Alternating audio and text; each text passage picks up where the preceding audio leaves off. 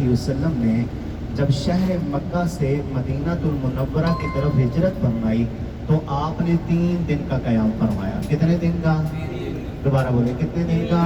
3 دن کا. اب اختصار کے ساتھ میں پہلے مکے کے کچھ حالات آپ کے سامنے بیان کروں گا, پھر ہجرت کا واقعہ, تاکہ آپ کو سمجھ آ جائے کہ ہجرت کا واقعہ کیوں پیش آیا.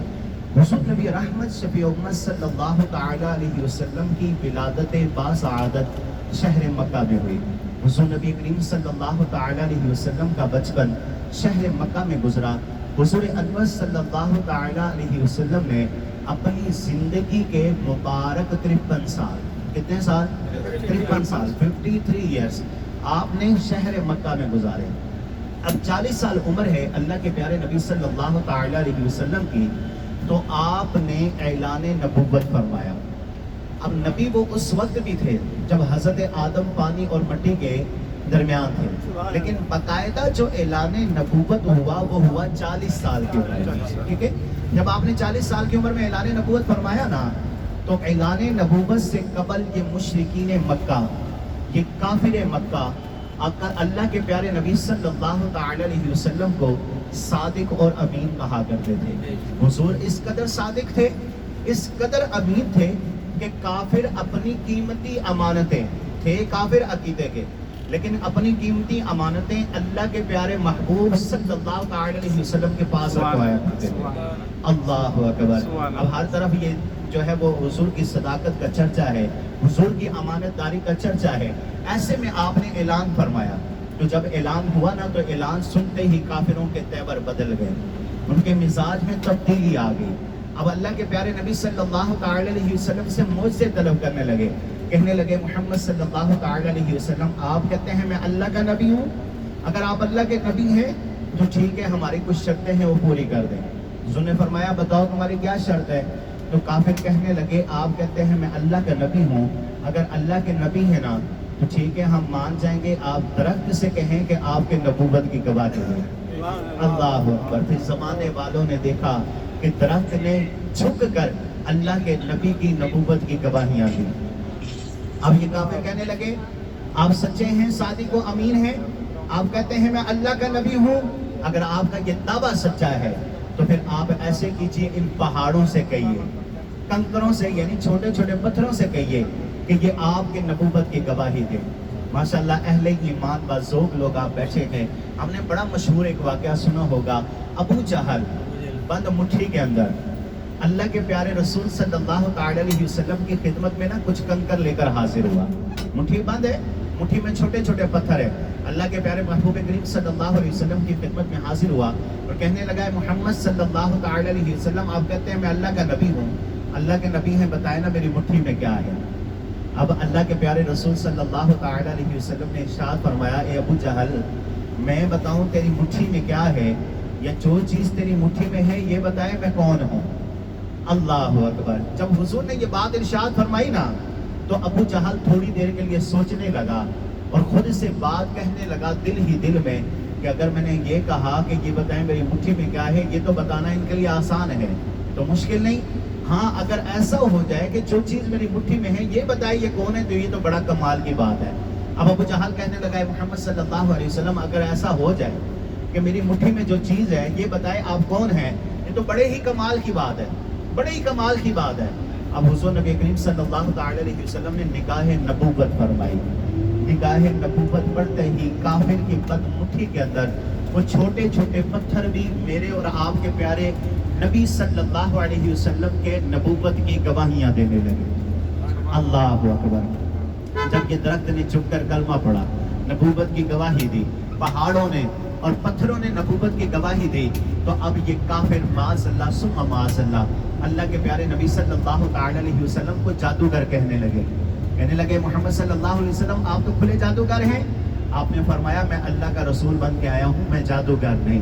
اب یہ کافروں نے ایک اور معجزہ طلب کیا. بڑی کمال کی بات ہے, سینے کے دل سے سنیے گا اور اسے اپنے دل کے گلدستے میں سجائیے گا. ذرا سنیں, اللہ کے پیارے رسول صلی اللہ علیہ وسلم سے اب وہ ڈیمانڈ کرنے لگے. اب وہ کافروں کا عقیدہ یہ تھا کہ یہ جادوگر ہیں. آپ نے فرمایا میں اللہ کا رسول ہوں, اور حضور کا فرمانا حق اور سچ تھا. اب یہ کافر کہنے لگے اگر آپ اللہ کے نبی ہیں نا اور دعوے میں سچے ہیں, آپ جادوگر نہیں, تو ٹھیک ہے ہم مان جائیں گے، اب ایسا کیجئے کہ چاند کے 2 ٹکڑے کر کے دکھائیے۔ کیوں؟ اس لیے کہ کافروں کا عقیدہ یہ تھا کہ جادو زمین پر چلتا ہے۔ جادو کہاں چلتا ہے؟ زمین پر۔ بولے نا کہاں چلتا ہے؟ یہ پیچھے والے بھی اگر ہمارے ساتھ ہیں ذرا ہمارے ساتھ مل کے بولے کہاں چلتا ہے؟ زمین پر۔ زمین پر، آسمان پر نہیں چلتا۔ یہ کافروں کا عقیدہ تھا۔ اور اسی طرح حضور سے کہنے لگے محمد صلی اللہ علیہ وسلم اگر آپ جادوگر نہیں تو پھر ایسا کیجئے، جادو تو زمین پر اثر کرتا ہے، آسمان پر نہیں کرتا، آپ آسمان پر چاند کے ٹکڑے کر کے دکھائیے۔ اللہ اکبر، سینوں کو ٹھنڈا کیجئے گا حضور کا معجزہ سن کر۔ اب جبل ابو قبیس کا پہاڑ ہے، اللہ کے پیارے نبی اس پہاڑ پر کھڑے ہوئے، 14ویں رات کا چاند ہے، پوری آب و تاب کے ساتھ اپنی روشنی سے زمین کو منور کر رہا ہے۔ اللہ اکبر، چاند چمک دمک رہا ہے۔ اللہ کے پیارے نبی صلی اللہ علیہ وسلم نے شہادت والی انگلی بلند کی، شہادت والی انگلی سے چاند کو اشارہ کیا، چاند 2 ٹکڑے ہوا، ایک ٹکڑا مشرق میں نظر آنے لگا، دوسرا ٹکڑا مغرب میں نظر آنے لگا۔ اللہ اکبر، جب یہ معجزہ ظاہر ہوا نا، اب کافر سمجھ گئے ہو نہ ہو یہ واقعی اللہ کے سچے نبی اور سچے رسول ہیں، جان گئے، سمجھ گئے، لیکن ایمان لانا ان کے مقدر میں نہیں تھا۔ اب انہوں نے اللہ کے پیارے رسول صلی اللہ علیہ وسلم کو ستانا شروع کر دیا، اتنا ستایا کہ اللہ کے نبی جب مکہ کی گلیوں میں دین اسلام کی دعوت کے لیے نکلتے تو کافر بدبخت اللہ کے نبی کا مذاق اڑاتے۔ آپ مکہ کی گلیوں سے گزر رہے ہوتے، کافر بدبخت اللہ کے نبی کے راستے میں کانٹے بچھا دیتے۔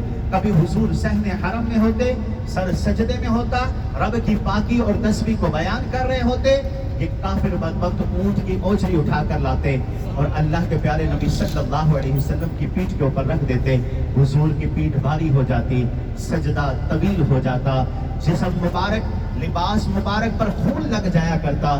اللہ اکبر، اے محترم زائرین کرام، الغرض کہ دین اسلام کی راہ میں اللہ کے پیارے نبی صلی اللہ علیہ وسلم کو اتنی تکلیف پہنچائی گئی، اتنا ستایا گیا، اتنی اذیت دی گئی کہ خود رسول اللہ صلی اللہ علیہ وسلم کا فرمان ہے، فرمایا دین اسلام کی راہ میں جتنی مجھے تکلیف پہنچی نہ مجھ سے پہلے کسی نبی کو پہنچی، نہ میرے بعد کسی انسان کو پہنچے گی۔ اللہ اکبر، حضور نے کتنی تکلیفیں اٹھائی، لیکن حضور نے کبھی بھی ہمت اور حوصلہ نہیں ہارا، صبر کے دعوت کو نہیں چھوڑا، آپ نے دین اسلام کی دعوت کو جاری رکھا۔ اب تقریباً 13 سال کی محنت، کیونکہ 40 سال کی عمر میں اعلان نبوت فرمایا، 53 سال کی عمر میں آپ نے ہجرت فرمائی، تو یہ 13 سال کی محنت میں تقریباً 100 یا 100 سے پلس لوگ اللہ کے پیارے نبی صلی اللہ تعالی علیہ وسلم پر ایمان لے آئے۔ اتنے سارے لوگوں نے اسلام قبول کر لیا۔ اب جب کافروں کو پتہ چلا نا کہ یہاں تو دین پھیلتا ہی چلا جا رہا ہے، ہم نے بڑی رکاوٹیں ڈالی لیکن ہماری کوئی رکاوٹ ہمارے کام نہ آئی، تو اب انہوں نے مکہ کی سرزمین پر ایک اجلاس طلب کیا، مشاورت بلائی گئی، لوگوں کو بلایا، اکٹھا کیا، مجمع لگا لیا، سارے کافر جمع ہو گئے، بڑے بڑے مکے کے سردار آ گئے، دوسرے قبیلوں کے سردار پہنچے، بڑے بڑے تاجر، بڑے بڑے بزنس مین اس اجلاس میں، اس میٹنگ میں شامل ہوئے، آپس میں سر ملا کر ایک دوسرے سے باتیں کرنے لگے، ایک دوسرے سے باتیں کرنے لگے کہ ہم نے تو بڑی رکاوٹیں ڈالی ہے لیکن یہاں تو دین اسلام پھیلتا ہی چلا جا رہا ہے، اب ہمیں کوئی سخت فیصلہ لینا ہوگا۔ تو وہیں اسی مجلس میں بیٹھے ہوئے ایک شخص نے کہا کہ اس کا ایک حل یہ ہے کہ اللہ کے پیارے نبی صلی اللہ تعالی علیہ وسلم کو ملک سے نکال دیا جائے۔ چاہتے ہو دین اسلام کا کام نہ ہو، دین نہ بڑھے، دین غالب نہ آئے، اللہ کے پیارے نبی صلی اللہ علیہ وسلم کو ملک سے نکال دو۔ دوسرے کافر نے اعتراض کیا، کہا اگر ایسا کرو گے تو یہ دوسری جگہ پر جا کر لوگوں کو اکٹھا کریں گے اور ہم پر حملہ آور ہو جائیں گے، لشکر تیار کر کے آ جائیں گے، یہ بات درست نہیں۔ اچھا بتاؤ کیا کیا جائے؟ اس نے کہا اس کا حل یہ ہے کہ اللہ کے نبی کو ساری زندگی کے لیے زندان میں یعنی جیل میں ڈال دیا جائے، قید کر لیا جائے عمر بھر۔ کسی تیسرے نے کہا کہ یہ بات بھی درست نہیں، آسان حل یہ ہے معاذ اللہ ثم معاذ اللہ، اللہ کے پیارے نبی صلی اللہ تعالی علیہ وسلم کو شہید کر دیا جائے۔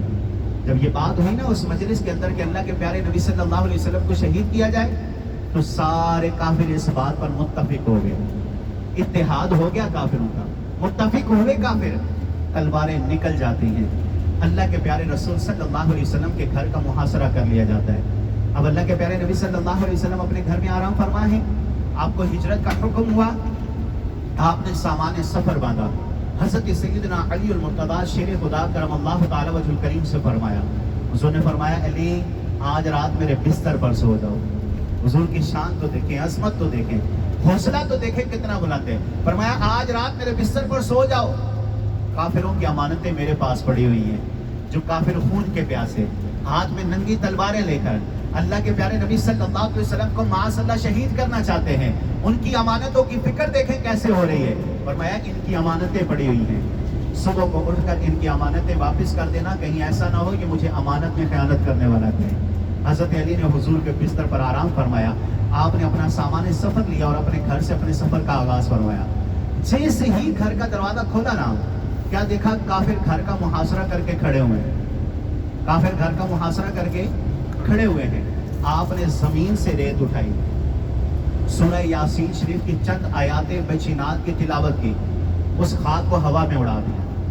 وہ خاک جب کافروں کے سروں پر پڑی، وہ مٹی جب کافروں کے سروں پر پڑی، اللہ کی قدرت دیکھیں کہ اللہ نے سب کافروں کو نابینا کر دیا، سارے اندھے ہو گئے. اس طرح حضور ان کی صفوں کو چیرتے ہوئے حضرت ابوبکر صدیق کے گھر میں پہنچے.